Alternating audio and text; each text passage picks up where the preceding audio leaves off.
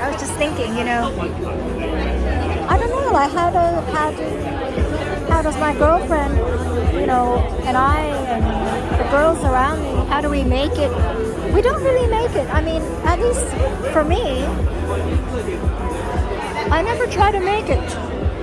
The thing about me is I just keep showing up. You get invited once and twice, but you show up, you get there on time, you stay till the end. You don't have to say anything too special. You just have to look pretty and nice. Partying, it's like dating. And then it was fine, and so you get invited again and again and again.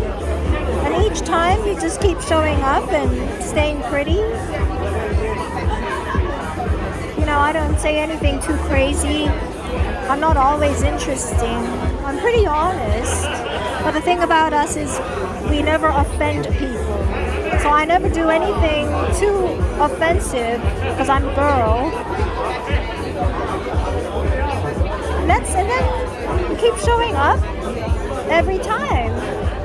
And you always, you just stay alive, stay pretty, keep sitting, keep standing, go home, you get invited again, and you show up and you look pretty and you say everything and nothing, and it doesn't sound offensive. And that's how you make it. You don't offend anybody, but you have to show up. You have to show up, and you have to fit in. That's the thing. You have to. When you do talk,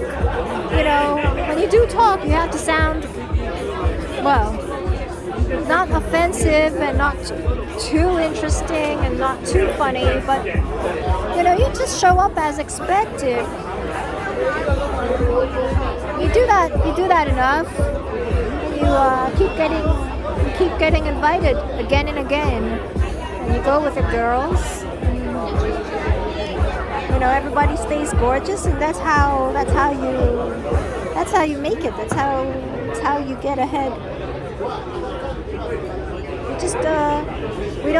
We don't do anything wrong, and we don't say anything too offensive or combative. And you just stay there. You just make sure you stay there. You just stay there without having to do much. And then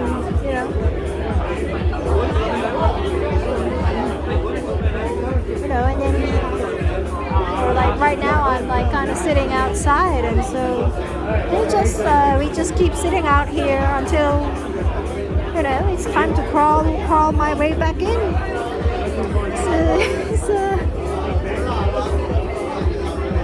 It's not really what you do, it's what you don't do.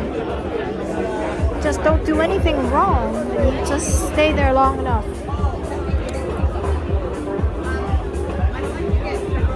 Because eventually something happens. And you don't want to be the one doing something wrong. And enough people do something wrong, and you stick around without doing much, then it seems like you're doing something right. And actually you're just not doing anything wrong.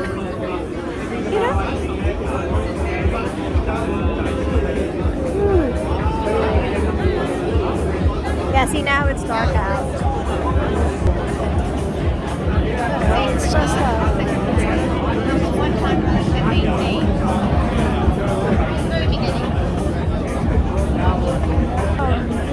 I don't know, I think for girls it's not survival of the fittest.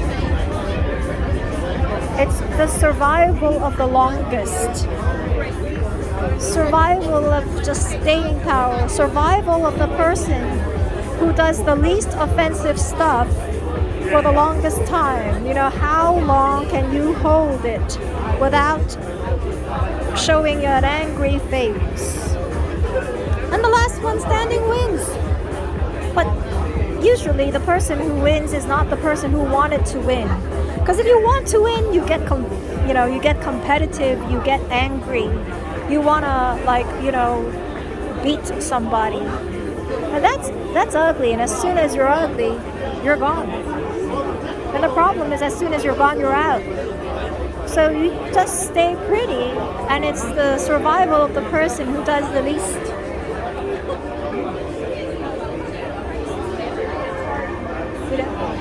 Yeah, you do nothing, and something will happen. I think that's how it is for girls, or at least for me.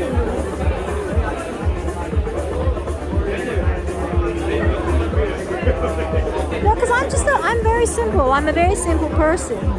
I don't know how to plot against something or plan it out. I just hang around long enough with my girls, and we stay looking good. Most important, just looking good, sounding good. If you have nothing good to say, how long can you keep your mouth shut until the next person says something, breaks the ice, gets in trouble for it, and it's another person. It's not I don't know. It's because we don't want to win. We don't want to win. I don't want to win. I want to sit at home and do nothing. I don't know. I couldn't believe I got into Harvard. Because I spent all of high school just doing every single thing, doing everything I could that was enjoyable and that was social. I never worked hard. My grades were really bad. My parents were so surprised when I got in. They were like, "Oh my God," because they didn't pay them anything. My parents never paid them a thing. Harvard even knew that my parents could have paid, and they called my parents as soon as after I got in, and they were like, "You didn't pay us." That's what Harvard said to my parents. Harvard said to my parents, "Oh my God, your daughter got in and we didn't charge you anything. You didn't pay us." And she's sitting right in there, Harvard Yard, Eliot House. What the hell? What the hell? She's right there. She's in Eliot House. She's graduating, and you've paid nothing except tuition. That's what they said to my parents. Senior week.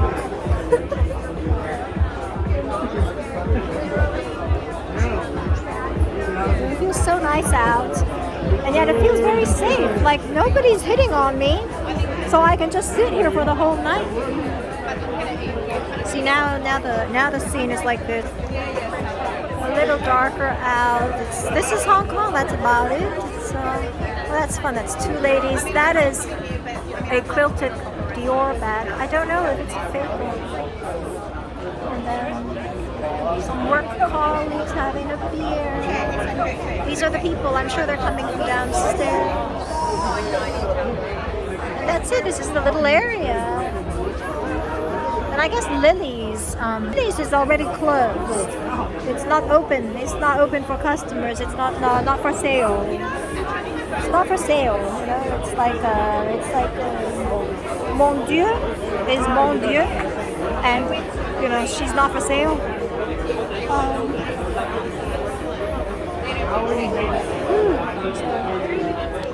Feels nice out.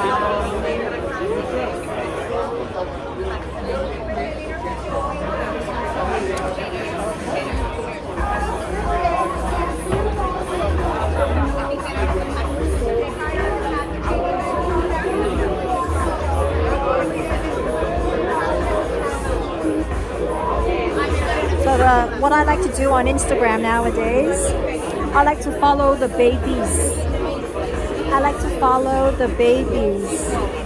The babies on Instagram are the cutest. I like to follow the Instagram babies. There's one baby. I don't know where she's from. She looks a little like me when I was a baby. I think she's a Pakistani. because it has like the Indian profile but a very white skin. I think she's a baby from Pakistan.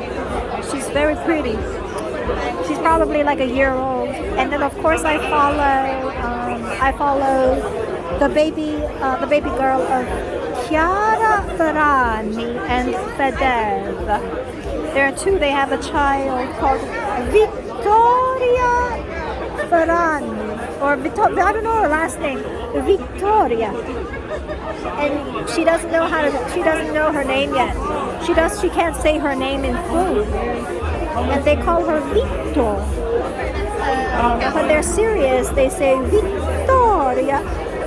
But she's maybe 1 year old. But she knows when people say Victoria, she knows that they're talking to her. And the lovely thing about being a baby on Instagram is she doesn't really know that she doesn't know how many followers she has. When she wants to listen to her parents, she will. But when she doesn't want to listen to her parents, then she pretends she's just a baby. So I've been following the babies on Instagram. That's my favorite pastime right now. I love. She has her own fan page, Victoria Updates. Victoria Updates, and it's all just the Victoria Updates.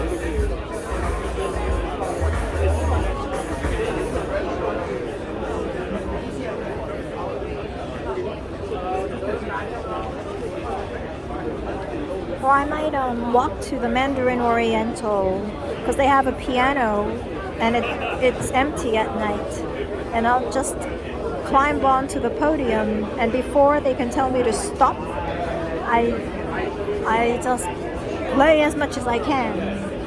Because now it's like the third or fourth time I performed piano at the Mandarin Oriental. The first time was at the Ivy Ball when I was a freshman or sophomore.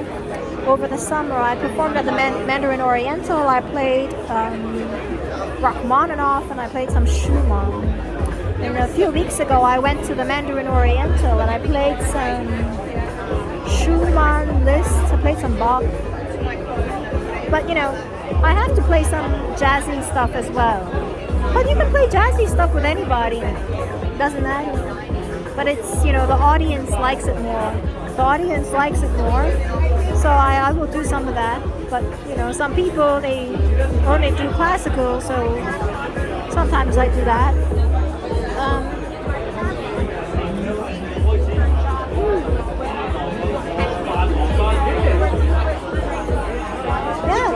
That's us. My piano teacher is famous for many things, but and it's so funny because he's president of some of the most famous piano competitions in the whole world, but he doesn't really teach many kids. Most famous piano teachers teach hundreds and hundreds of children, but our teacher only taught like a half dozen, 6 to 7, 8 kids. So we're like his children, we're his puppies. And he tells people he doesn't teach. He tells everybody that he doesn't teach. But he teaches us because, because we're rock stars. He teaches us because we're already the rock stars. And he just, he says he learns a lot by teaching us because we help him learn a lot of, music. He learns music by teaching his couple of puppies. And we're already rock stars by the time we study with him. And we don't want to pay tuition. We don't want to, he's just in the music building down he's just around the block. And he's world famous, so may as well get free lessons.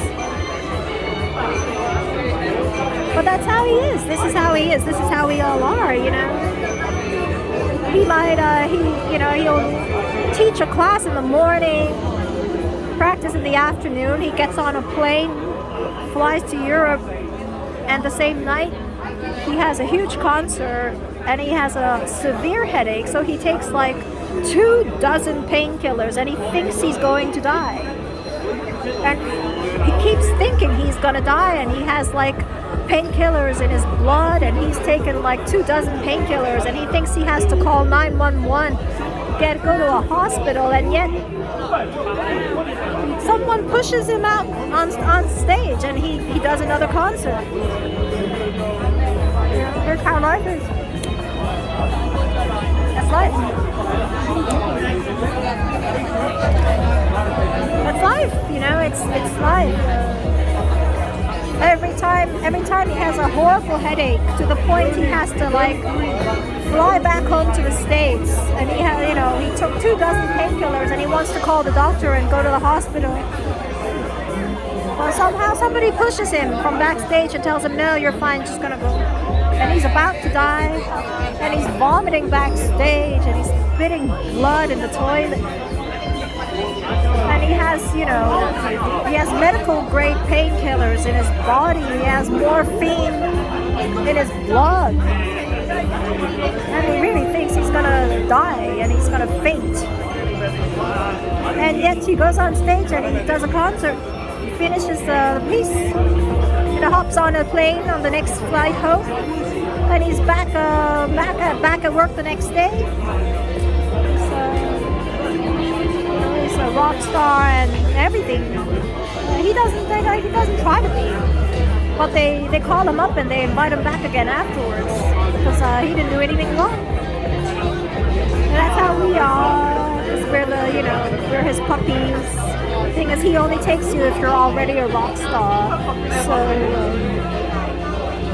nobody really goes to college and plays piano at the same time except the 7 or 8 of us. So you can learn a lot. You can learn a lot from him. He was feeling sad in his 30s and 40s. He also felt like he was kicked out of his house and just paying his phone bills for the whole 10 years. But things turned around. It was springtime again in his 40s. He met the love of his life and he got a job at Harvard. It's life.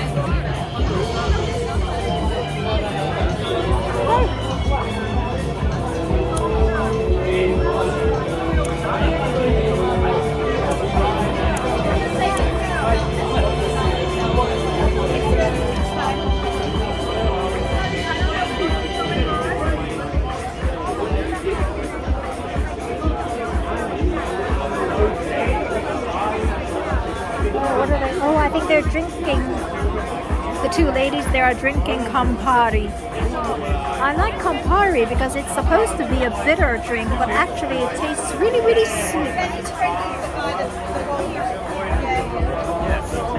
And I only like sweet drinks. I don't drink bitter stuff. I don't like whiskey. I don't like that kind of thing. They're both drinking Campari. Having a good time. You don't normally see white people in Hong Kong.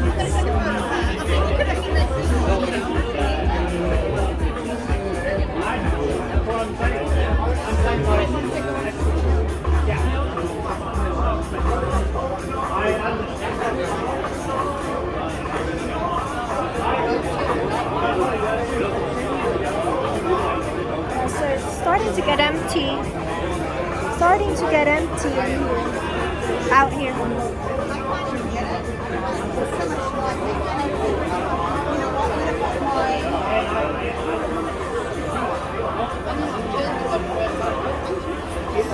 But I do think, because if the restaurant's inside, the longer you stay out, the harder it is to go in. Even if you were in the restaurant, I was in the restaurant before, I was in my parents' home before, and now I'm out here. The longer I wait, you don't know what happens when you're out here. But the faster I go back home, the better, the safer it is. But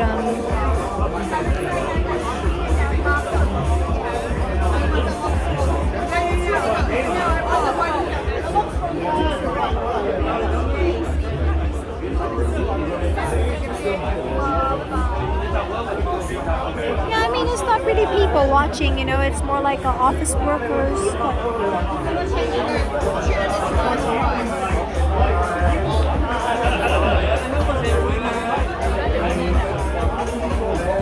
Well, that's a very nice outfit.